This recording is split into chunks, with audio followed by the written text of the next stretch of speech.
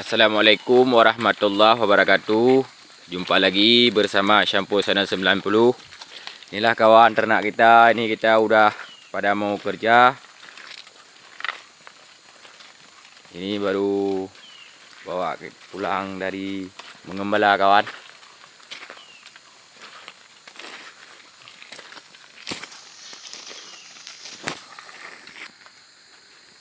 Nah inilah kawan. Ini yang besar kawan. Nah. Ini kerbau narik semua kawan.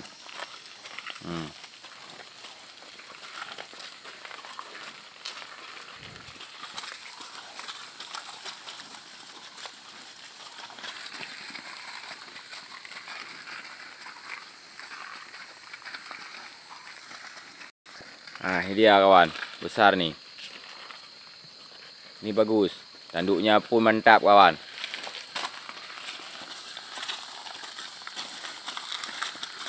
Nah ini dia kawan.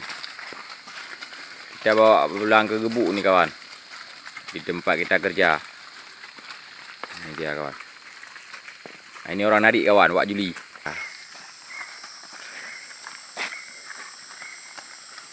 Ini jalan baru kawan, jalan penerobosan untuk mengambil batu kawan.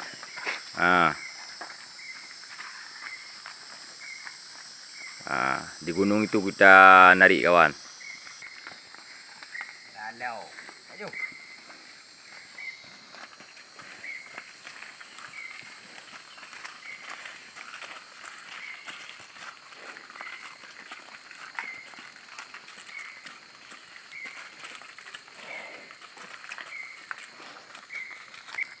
Nah ini dia pemandangannya kawan, cukup indah.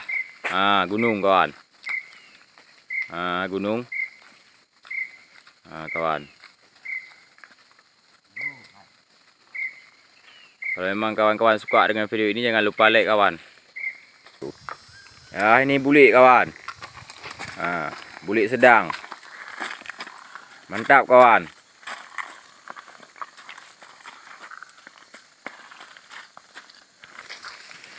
Ini bulik kecil kawan.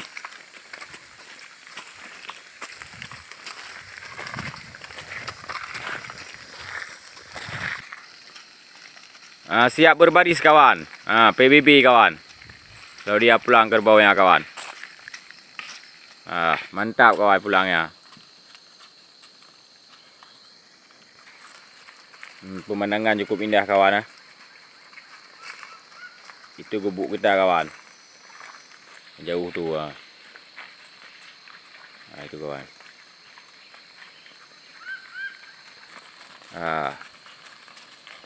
Hampir dekat gebuk kawan. Jauh kita pulang 1 kilo dari tempat dia makan cari rumput kawan. Ni. Ini kawan ya. Di pegunungan. Besar kawan. Ini dekat kawan yang besar. Kawan.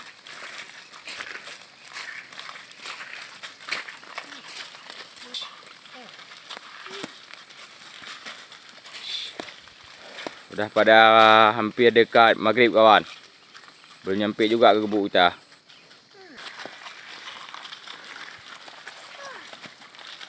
Gunung kawan. Bau.